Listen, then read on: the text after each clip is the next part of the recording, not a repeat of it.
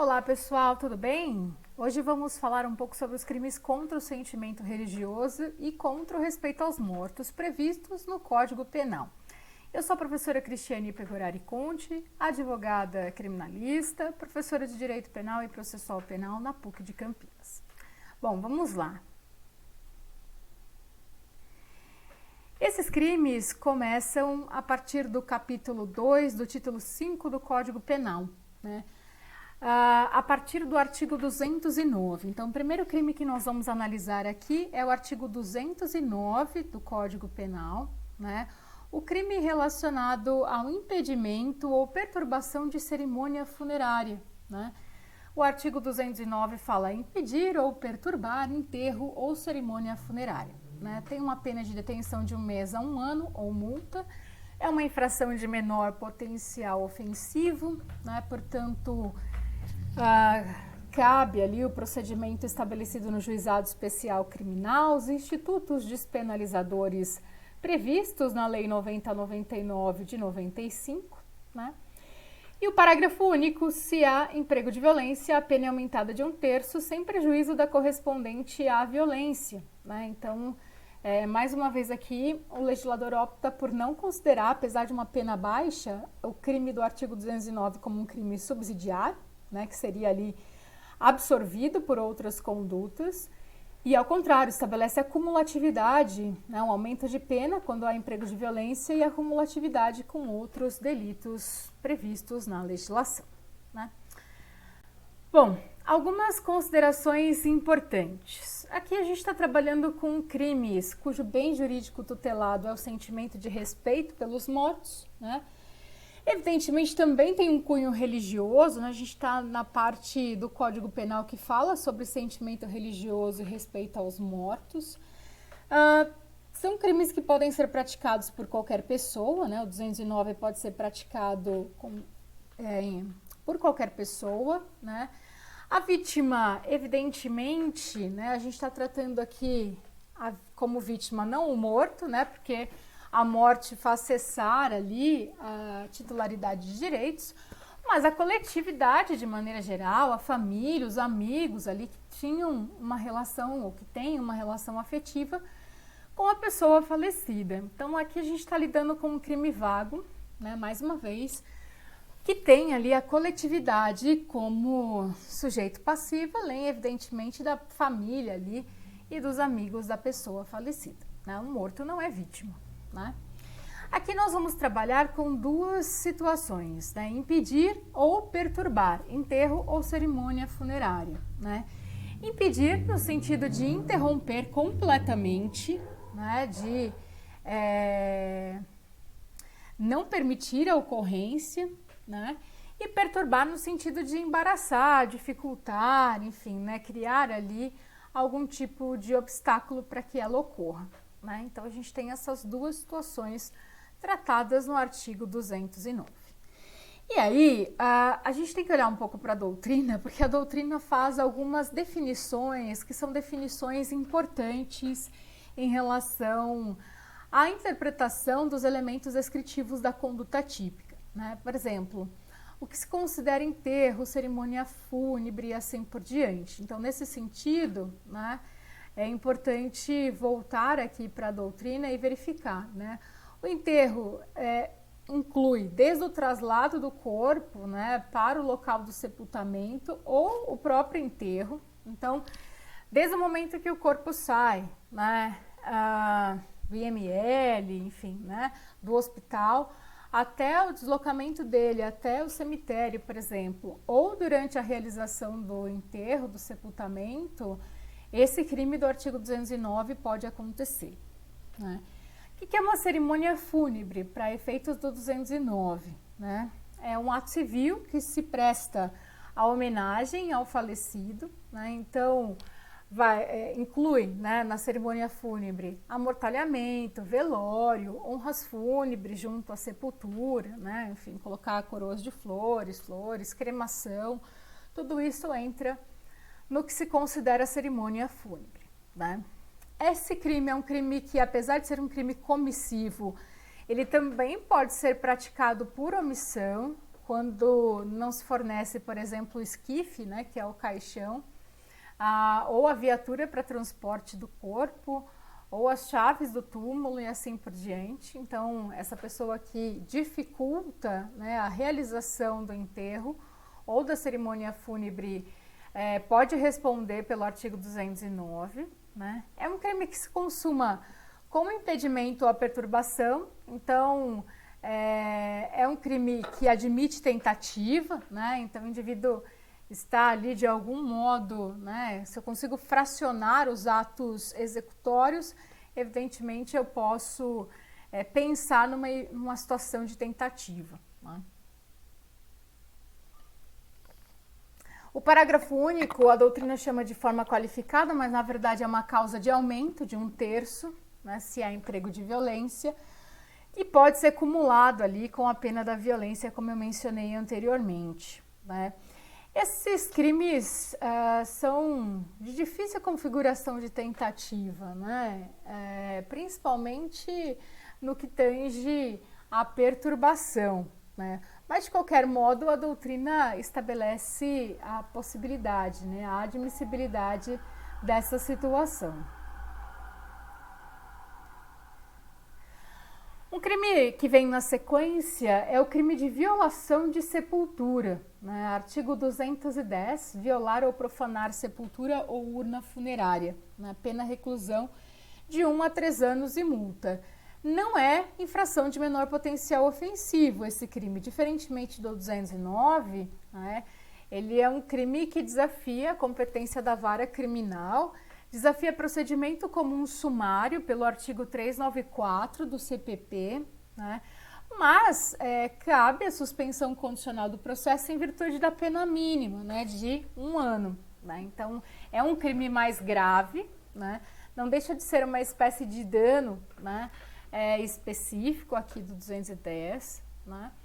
E é um dispositivo, portanto, que não configura infração de menor potencial ofensivo, mas que desafia um dos institutos que está na Lei 90/99, que é exatamente o sursi processual. Né? O objeto jurídico aqui, mais uma vez, é o sentimento de respeito aos mortos. Né? O sujeito ativo e passivo, aqui na verdade o sujeito ativo pode ser qualquer pessoa, inclusive o proprietário do túmulo, né, que pode violar ou profanar, enfim, por algum objetivo. Né? O sujeito passivo, na realidade aqui, é a coletividade, né? Família, amigos do falecido, também são incluídos aqui como sujeito passivo. Mais uma vez, a doutrina considera como um crime vago, né? Apesar de ter essas pessoas diretamente envolvidas ali, né, como vítimas dessa situação também. Né? Bom, o que significa violar e o que significa profanar? A gente tem 2 verbos aqui importantes no artigo 210. Né? Violar significa romper, abrir, escavar, destruir. Então, tem várias possibilidades de violação da sepultura. Profanar significa ofender, aviltar, tratar com desprezo. Então, existem várias situações que podem configurar o crime aí estabelecido nesse dispositivo. Né? Remoção de pedras ali, danificar ornamentos, né, que estão ali dispostos, né, na sepultura, escrever palavrões, palavras injuriosas, colocar objetos grosseiros, né? Derramar bebida alcoólica sobre os símbolos funerários, são algumas situações que demonstram desrespeito em relação à sepultura ou à urna funerária. Então aqui a legislação quer proteger, né, o sentimento de respeito aos mortos em relação ao local em que essa pessoa é sepultada, né? Seja uma sepultura comum, seja uma urna funerária com os seus restos mortais. Sepultura, portanto, é o local onde está enterrado o corpo e as suas partes, então pode ser sepulcro, mausoléu, tumba, túmulo, cova, lápide, ornamentos estáveis, inscrições, estátuas, tudo aquilo que compõe ali a sepultura está inserido nesse conceito. né? Uma observação importante é que não entra nesse crime a situação de violar uma sepultura que esteja vazia, né? Por quê? Porque o objeto jurídico aqui é o sentimento em relação ao respeito aos mortos, né? Então, se não tem ninguém, eu posso até enquadrar num crime de dano, a depender da situação, mas não no crime aqui que nós estamos analisando. Esse crime ele não vai proteger a sepultura vazia, a urna funerária vazia, enfim, né? Ele vai proteger somente quando tiver ali uma pessoa sepultada ou, enfim, os restos mortais de alguém. Então, sepultura vazia não é protegida por esse tipo penal. Eventualmente, se eu tiver um dano, né, não deixa de ser um dano ao patrimônio de alguém, né? E aí isso estaria inserido nos crimes patrimoniais e não aqui nesse crime contra o respeito, né, aos mortos. Também se aplica a urna funerária, como o próprio tipo penal indica, e urna funerária não é apenas, né, os vasos ali que contenham as cinzas do falecido. Também se inclui ossários, caixas, cofres, evidentemente vasos ou caixas que contenham ossos, né, cinzas do falecido, então é bem abrangente nesse sentido.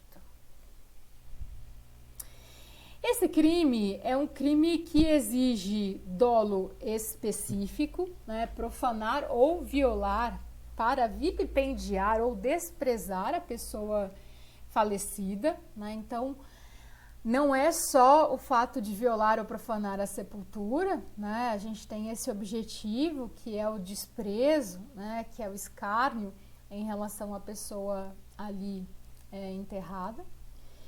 A consumação se dá com qualquer ato de vandalismo ou profanação, né? Mais uma vez, a doutrina admite a tentativa, né, aqui para essa situação, né? Embora nem sempre seja fácil a visualização da tentativa, né, mas é possível. O indivíduo ingressa no cemitério, né, leva ali todos os instrumentos necessários para fazer uma pichação ali na sepultura, né, e aí quando ele inicia ali a pichação, ele, né, vai escrever palavras ali grosseiras, ele é surpreendido. Então seria uma situação de tentativa, né. Vale lembrar que o artigo 67 da Lei de Contravenções Penais estabelece, né, a contravenção de exumar cadáver irregularmente. Então, se eu violo a sepultura com esse objetivo, não é a situação 210, que é esse dispositivo que nós estamos analisando, mas sim a situação do artigo 67 da Lei de Contravenções Penais, né? Então, também ficar atento a esse aspecto, né? Esse crime, ele também admite concurso formal ou material de crimes com outros delitos, né? Se será concurso formal ou material, depende da corrente doutrinária que se adota, ou que se adote, né? A depender da situação, há autor que considera concurso material, porque os bens jurídicos tutelados por esse crime e por outro delito, eventualmente, são diferentes. E existem autores que consideram como concurso formal, mediante uma só ação, que é a violação da sepultura, eu pratico dois resultados: o crime de violação da sepultura e furto, por exemplo, né? Então, é importante saber que há possibilidade de concurso formal ou material, a depender da corrente doutrinária, com outros crimes, como furto, subtração de cadáver, etc., né? Mas a configuração desse concurso realmente depende da visão doutrinária que se adote, né? Geralmente, quando se admite o concurso material, é porque se entende que são bens jurídicos diversos, tutelados por crimes diferentes. E quando se entende pelo concurso formal, entende-se que foi praticada uma única ação que gerou ali dois resultados que são passíveis de tipificação, né? Então, também é importante essa observação. Na sequência, nós temos o artigo 211 do Código Penal: destruir, subtrair ou ocultar o cadáver ou parte dele. Então, no 210, a gente está pensando ali, né, o tipo penal se preocupa com o local em que é depositado o corpo ou os restos mortais de alguém. O 211 está preocupado com o próprio cadáver ou parte dele, né, que seja destruído, subtraído ou ocultado. O artigo 211 também tem uma pena de reclusão de 1 a 3 anos e multa, também cabe suspensão condicional do processo, não é uma infração de menor potencial ofensivo, vai para a vara criminal, desafia procedimento comum sumário, conforme o artigo 394 do CPP, né? Tutela o sentimento de respeito aos mortos, mais uma vez, né? Tem como sujeito ativo qualquer pessoa, inclusive um membro da família, né? Pode, a depender da finalidade, né, destruir, subtrair ou ocultar cadáver. E o sujeito passivo, mais uma vez, a coletividade formada pelas pessoas, enfim, né, da família do morto, os amigos e tem o próprio Estado. Mas o Estado sempre aparece, né, como o sujeito passivo indireto dos crimes, né? Então, aqui também não é diferente, né? Essas situações aqui envolvendo destruição, subtração e ocultação de cadáveres são situações que aparecem mais na prática, né? Não é incomum a imputação do crime de homicídio com o crime de ocultação de cadáver e assim por diante. Então, dos crimes contra o respeito aos mortos, esse é ali um dos mais comuns na prática, né? Bom, o artigo 211, portanto, ele traz algumas condutas importantes. Destruir, subtrair ou ocultar. Então, são 3 verbos, 3 núcleos com os quais nós vamos trabalhar aqui. Destruir, subtrair, ocultar. Destruir pode ser queimar, esmagar, reduzir a detritos ou resíduos, né? Subtrair é tirar da proteção ou guarda da família, ou do vigia do necrotério, ou da guarda do cemitério. Então, eu retiro da esfera de vigilância e disponibilidade dessas pessoas. E ocultar é esconder ou fazer desaparecer, né? A ocultação, segundo a doutrina, ela ocorre somente antes do sepultamento do cadáver, né? Ele ainda não está no seu local de destino, diferentemente da subtração e a destruição, que independe, né, de já ter ocorrido o sepultamento ou não, tá? A subtração pode se dar antes ou depois do sepultamento, mas a ocultação, ela é considerada apenas antes do sepultamento. Então, eu faço desaparecer antes do corpo ser sepultado, né? O objeto material do crime aqui é o cadáver, né? Mas é importante dizer que esse tipo penal está protegendo o corpo que ainda, né, está falando, né, abrangendo o corpo que ainda conserva a aparência humana e não os restos em completa decomposição. Então, se nós olharmos a descrição típica, ele fala destruir, subtrair ou ocultar cadáver ou parte dele, né? Cadáver não inclui esqueleto ou cinzas, né? Então, aqui a gente está falando apenas daquele que ainda tem ali, que conserve uma aparência humana. A destruição pode ser total ou parcial, não importa, para a configuração do dispositivo, né? As partes do cadáver não se confundem com as partes amputadas do corpo vivo, né, que não são protegidas por esse dispositivo. As partes amputadas do corpo vivo também podem ser ali, né, tem uma destinação específica, né? Mas aqui a gente está falando de uma situação em que o indivíduo teve a amputação da perna, por exemplo, e continua vivo, né? Eu tenho ali uma destinação apenas em relação a uma parte do corpo vivo que foi amputado, né? É diferente do cadáver. Partes do cadáver são partes de uma pessoa que já morreu. Então, esse tipo penal está falando das partes do cadáver, então pedaços de pessoas que já faleceram e não partes amputadas de corpo vivo, evidentemente, né? Abandonar o corpo, por exemplo, depois de um crime, não configura ocultação de cadáver, é o que a doutrina e a jurisprudência também vem considerando. Agora, a discussão que nós temos é em relação ao feto e ao natimorto, né? Eles são considerados, né, eles se inserem nesse conceito de cadáver para efeitos de configuração do artigo 211 ou não? Né? Como é que fica essa situação? Então, vocês vão encontrar pelo menos 3 correntes doutrinárias diferentes, né? Uma me dizendo, né, que só é cadáver aquele que teve vida extrauterina. Então, numa situação de infanticídio, por exemplo, né, em que a mãe pratica o infanticídio, aquele feto, né, ele teve vida extrauterina e poderia ali, eventualmente, ser considerado cadáver, né? Tem uma corrente dizendo que é cadáver o natimorto expulso no termo da gravidez. E tem uma corrente dizendo que é cadáver o feto de mais de 6 meses por ser viável. Então, mesmo que ele não tenha sido expulso, nós temos aí a possibilidade, né, desde que ele seja viável, tivesse ali viabilidade, ele poderia ser considerado cadáver. Então, a depender ali da corrente doutrinária que se adote, eu vou considerar a possibilidade, né, de enquadramento no artigo 211 ou não. Né? Depende da situação.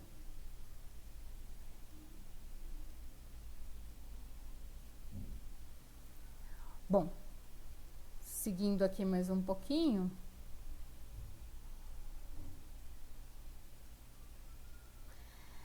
Também vale lembrar aqui a existência dessa lei, a Lei 9.434 de 97. Essa é a lei que trata da remoção de órgãos, tecidos e partes do corpo humano para fins de transplante. Ela também é a legislação que traz o conceito legal de morte, né? É a legislação que fala da retirada de órgãos, enfim, para efeitos de transplante, e também vai disciplinar a retirada ilegal de órgãos para essas finalidades. Então, é claro, né, eu posso ter, a depender da situação, enquadramento na Lei 9.434 de 97, como eu posso ter, inclusive, concurso entre os crimes, principalmente dos artigos 15, 16, 17 e 18 dessa lei, com os crimes do Código Penal relacionados ao respeito aos mortos, né?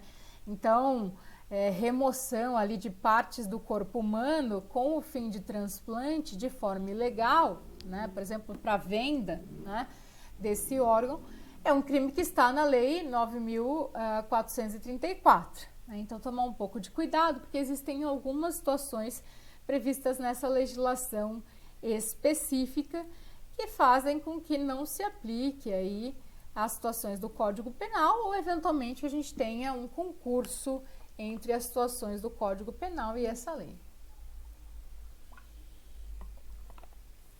Também não configura a ocultação de cadáver quando a vítima é enterrada ainda com vida, porque nessa situação nós estaremos diante de um crime de homicídio qualificado pela asfixia por soterramento.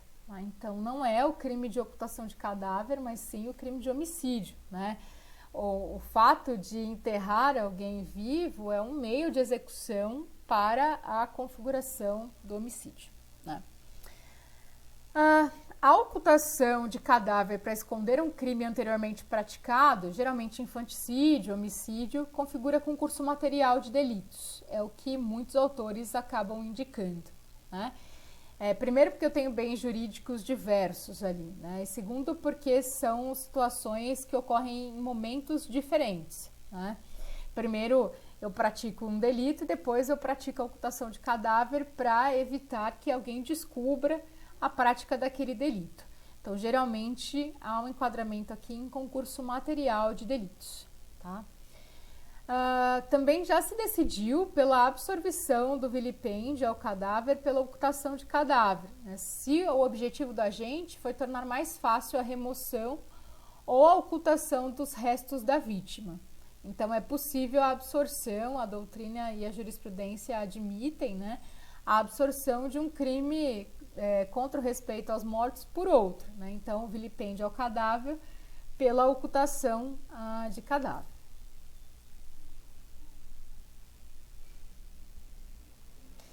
E aí a gente fala um pouquinho também sobre o crime de vilipêndio, né, que está no artigo 212, né?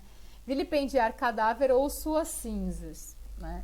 Detenção de 1 a 3 anos. Então aqui nós temos, né, em comparação ao delito do 211, né, se nós olharmos aqui o 211, até aqui o legislador estava optando pela opção de reclusão como modalidade de pena privativa de liberdade, né? Mas aqui no vilipêndio ao cadáver, ele preferiu utilizar, né, a pena de detenção como modalidade de pena privativa de liberdade. Também de 1 a 3 anos, então as penas são bem parecidas mesmo, né? Também desafia a suspensão condicional do processo, tem uma pena máxima de 3 anos, também será analisado pelo juiz da vara criminal, né? Procedimento comum sumário, possibilidade de imposição de multa também, né? Mais um crime em relação ao sentimento de respeito aos mortos, né? Tem como sujeito ativo qualquer pessoa, inclusive os parentes do morto, o ministro religioso, enfim, qualquer pessoa pode praticar esse delito, né? O sujeito passivo, mais uma vez, a gente trabalha com a questão da coletividade, das pessoas próximas à pessoa falecida e assim por diante. Agora, o que significa vilipendiar, né? Vilipendiar é uma expressão bastante abrangente, né? Que significa tratar com desprezo, ultrajar mediante palavras, escritos, gestos, né?